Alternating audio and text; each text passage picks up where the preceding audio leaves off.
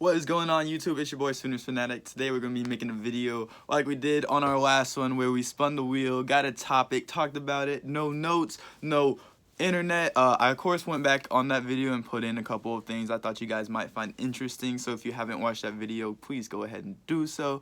Also, if you aren't subscribed to this channel, go ahead and do so. Go ahead and drop a like on the video and comment what other topics you want to see me talk about. So all like that, would be very interested to see what anybody would say. So yeah, and without further ado, we're gonna go ahead and spin that wheel. Cool. All right, so today we're gonna be talking about who's the most overlooked 2020 Oklahoma Sooner.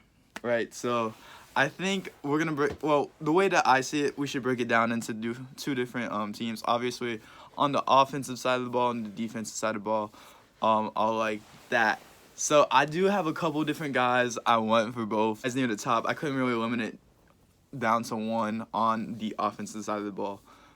So the most, really, the biggest guy I think is Austin Stogner, right?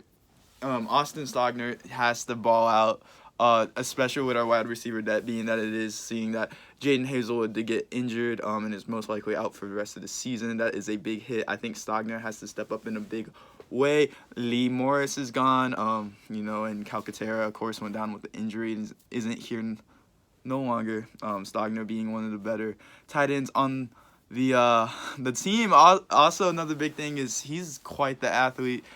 A lot of people consider him more of a wide receiver than a tight end. So yeah, he has to ball out in a big way this season.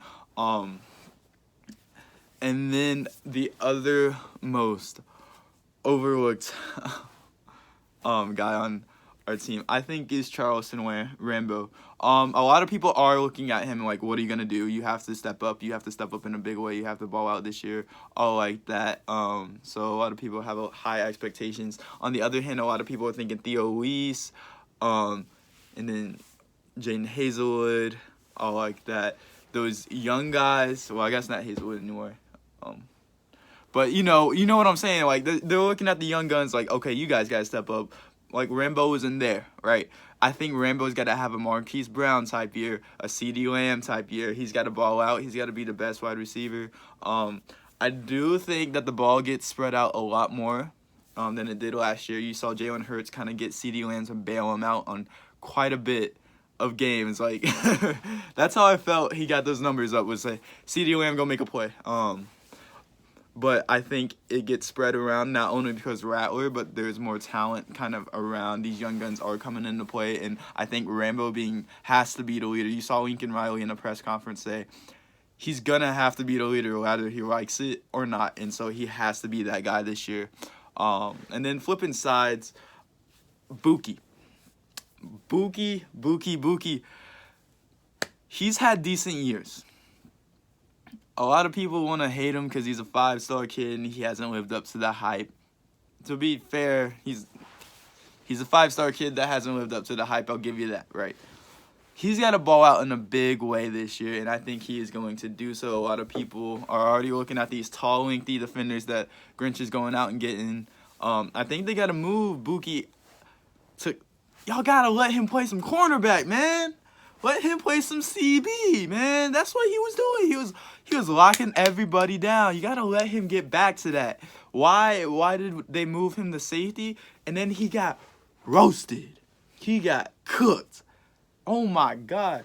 What was it? West Virginia where he got cooked his freshman year? I mean, he had great plays last year. Had that stupid play against LSU that kind of just sat him out most of the game. I count him as, when I'm getting in those Twitter battles, as one of the guys that sat out the whole game. But I think that thing's been weighing on his mind all offseason. You see him posting pics on his IG story every so often of his teammates, of him. I think he's gotten on his grind, gotten his mental back. I think he's going to be ready for this 2020 season if it does come. Now, you got to remember, this guy is supposed to go out this year, right? This could be a draft year. I don't think he was supposed to go out last year. Again, no notes, no web, but I'm pretty sure this was the year that he's supposed to go out, and next year he could come back as a senior. I think he wants to go out this year and go out in a big way, so he's got to ball out. Him and Trey Brown both have to lock down. Think about that. If you get some safety help, those long lengthy safeties, and then you got 2 lockdown corners, it could be something nice. I think this defense in 2020 is going to be shiny. The offense, I have more questions and marks about than the defense. So that's it for me, guys. If you like this video, go ahead and hit that like button, comment, like, subscribe, comment what else you want to see me talk about and do this on. That's going to be it for me. Until next time, see you.